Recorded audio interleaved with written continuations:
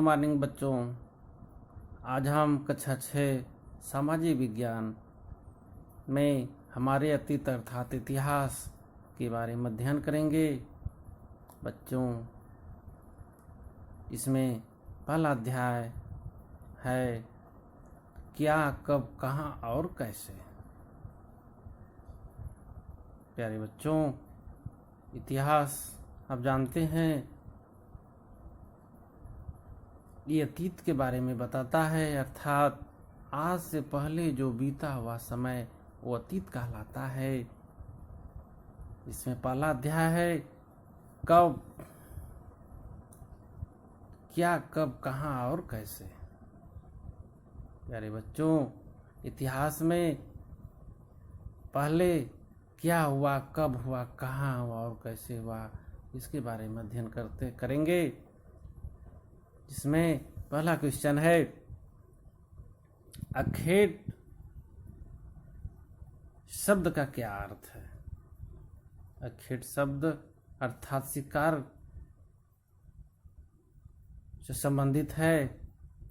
दूसरा है अखेटक शब्द का क्या तात्पर्य है। अखेटक शब्द का तात्पर्य एक शिकारी से होता है, जो शिकार करने वाला व्यक्ति होता है उसको अखेटक कहा जाता है। तीसरा पॉइंट है प्रारंभिक मानव के अवशेष कहाँ से प्राप्त हुए हैं। प्यारे बच्चों, आप जानते हैं इतिहास साक्ष्यों और अवशेषों पर आधारित होता है। ये प्रश्न बता रहा है कि प्रारंभिक मानव के अवशेष कहाँ से प्राप्त हुए हैं। नर्मदा घाटी से। नेक्स्ट प्रश्न है कुशल संग्राहक का क्या अर्थ है। संग्राहक का क्या मतलब है, इस प्रश्न में आप पढ़ेंगे। आरंभिक लोग जो आसपास के जंगलों की विशाल संपदा से परिचित थे। ये अपने भोजन के लिए जड़ों, फलों तथा जंगलों के अन्य उत्पादकों का संग्रह करते थे तथा शिकार भी करते थे। बच्चों, नेक्स्ट पॉइंट है कृषि का आरंभ कब हुआ। हमारे इतिहास में बताया आपको साक्ष्यों के आधार पर इतिहास लिखे जाते हैं। इसमें कृषि का आरंभ कब हुआ। लगभग 8000 वर्ष पूर्व। लगभग 8000 वर्ष पूर्व माना जाता है कि हमारा कृषि 8000 वर्ष पहले भी खेती की जाती थी। ये हमारे वैज्ञानिक बताते हैं। नेक्स्ट पॉइंट है उत्तर पश्चिम की गिरधर पहाड़ियों में सर्वप्रथम किस फसल को उपजाया गया।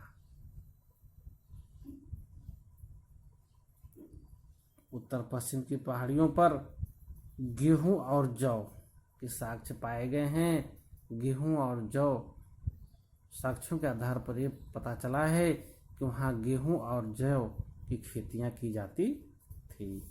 नेक्स्ट है उत्तर पूर्व में गारो तथा मध्य भारत में सर्वप्रथम किस फसल को उपजाया गया है। सर्वप्रथम चावल को। चावल के साक्ष्य पाए गए हैं, चावल को उपजाया गया है। नेक्स्ट है सहायक नदियों से संबंधित है।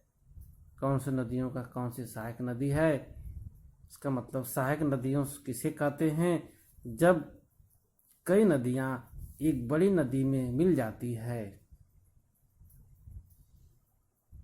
जब कई नदियां एक बड़ी नदी में मिल जाती है तो वे नदियां बड़ी नदी की सहायक नदियां कहलाती हैं। समझ गए होंगे आप सहायक नदियां। नेक्स्ट है सिंधु नदी की सहायक नदियों के नाम बताओ। आपको पता है सिंधु नदी के बारे में आपने नाम सुना होगा। ये उत्तरी भारत में पड़ती है। इसकी सहायक नदियों के बारे में आपको जानना है। इसकी सहायक नदी झेलम, चेनाब, रावी, सतलज और ब्यास है। किताबों में विस्तृत देखेंगे, मैप में देखेंगे, तीन का नाम आएगा। नेक्स्ट पॉइंट है, सिंधु तथा इनकी सहायक नदियों के किनारे आरंभिक नगर कब बसे। सिंधु और उसकी सहायक नदियों के किनारे आरंभिक नगर कब बसे, अर्थात इन नदियों के किनारे शुरू में नगर कब बसे, अर्थात लोगों कब घर बनाए, कब बसना चालू किए, कब रहना चालू किए।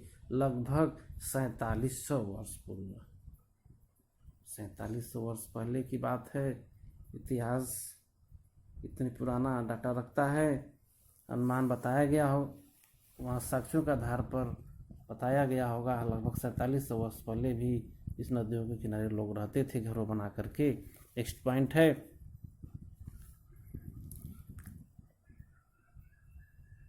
गंगा की सहायक नदियों के नाम। अब गंगा नदी के बारे में जानते होंगे, यमुना और सोन नदी। इसकी मुख्य दो सहायक नदियां हैं, यमुना और सोन नदी।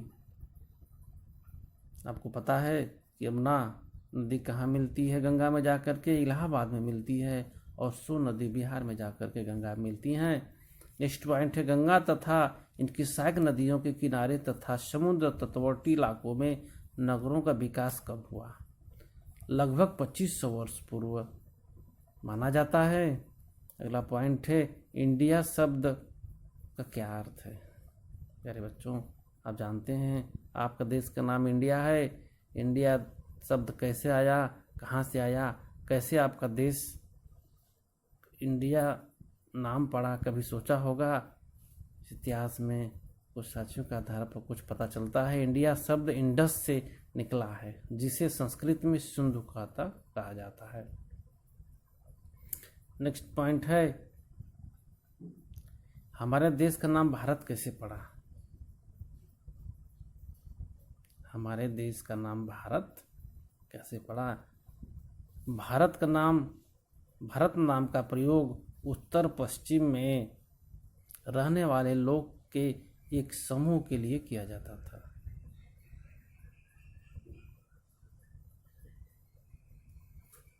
ध्यान से सुनिए, भारत नाम जो प्रयोग आज हम करते हैं अपने देश के लिए, उत्तर पश्चिम में रहने वाले लोग की एक समूह के लिए किया जाता था। बाद में इसका प्रयोग देश के लिए होने लगा। इस प्रकार हमारे देश का नाम भारत पड़ा। समझ गए होंगे। नेक्स्ट पॉइंट है,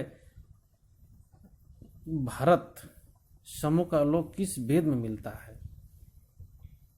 भारत से भरत, जो भरत शब्द भारत से निकला, देखो इसमें भरत समूह का उल्लेख ऋग वेद किस वेद से निकलता है। लगभग 3500 वर्ष पुरानी संस्कृत की आरंभिक कृति ऋग वेद में है, अर्थात 2500 वर्ष पहले हमें ऋग वेद में भरत शब्द का उल्लेख मिलता है।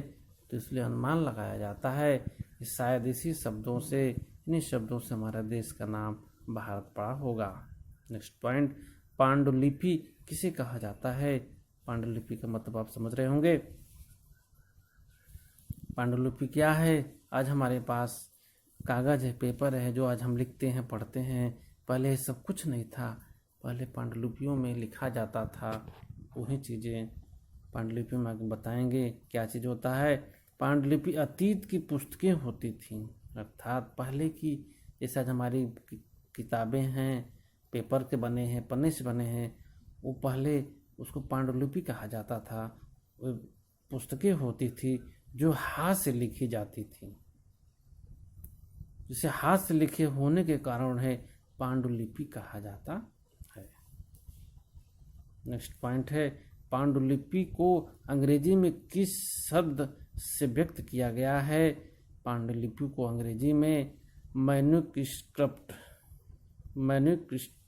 शब्द का प्रयोग होता था।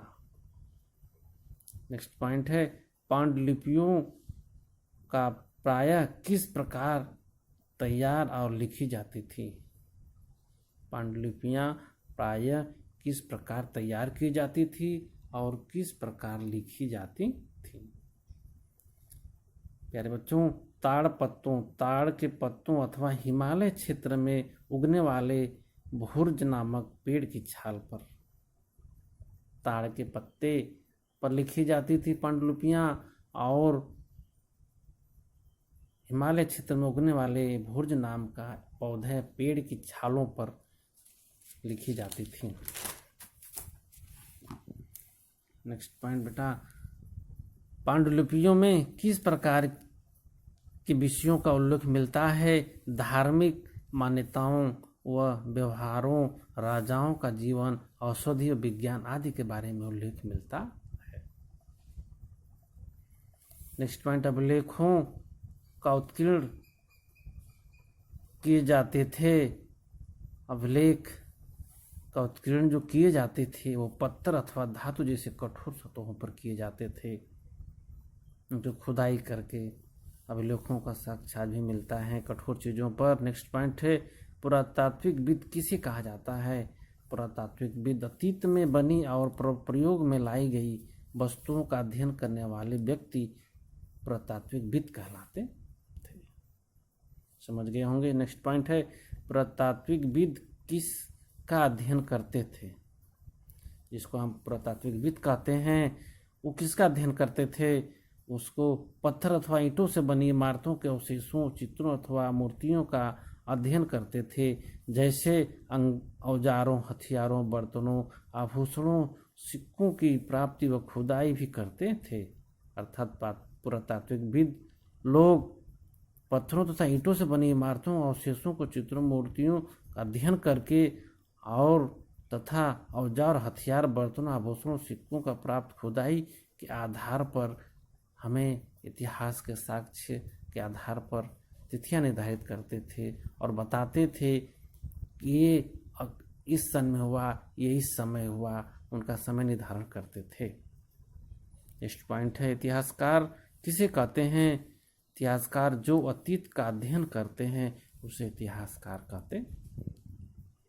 जो अतीत पता है आपको, अतीत क्या है? अर्थात आज से जो पहले बीते हुए समय को अतीत कहते हैं, अर्थात उनका जो अध्ययन करता है उसे इतिहासकार कहते हैं। इतिहासकार स्रोत शब्द का प्रयोग किसके लिए करते हैं? पांडुलिपियों, अभिलेखों तथा पुरातत्वों से ज्ञान जानकारियों के लिए करते थे। नेक्स्ट पॉइंट है, रोसेट्टा किसका नाम है? रोसेट्टा अर्थात मिस्र में उत्तरी तट पर एक कस्बा है। अर्थात मिस्र में उत्तरी तट पर एक कस्बा स्थित है, उसको रोसेट्टा नाम से जाना जाता है। नेक्स्ट है, कारतूस किसे कहा जाता है? रोसेट्टा कस्बा में एक उत्तीर्ण पत्थर के लेख से पता चलता है कि राजा तथा रानियों के नाम एक छोटे से फ्रेम में दिखाए गए हैं, इसे कारतूस कहते हैं। नेक्स्ट पॉइंट है, वर्ष की गणना किस प्रकार की जाती है? ईसाई धर्म प्रवर्तक ईसा मसीह के जन्म की तिथि से वर्ष की गणना की जाती है। बीसी बिफोर क्राइस्ट या बीसीआई बिफोर कॉमन एरा या ईसा पूर्व का क्या मतलब है? ईसा मसीह के जन्म से पहले। इसका मतलब है बीपी अर्थात बिफोर प्रेजेंट, क्या मतलब है? वर्तमान से पहले। प्यारे बच्चों, ये हमारे अतीत कक्षा 6 हमारे अतीत का पहला पाठ का अध्याय यहीं समाप्त होता है। फिर मिलते हैं अगली वीडियो में। धन्यवाद।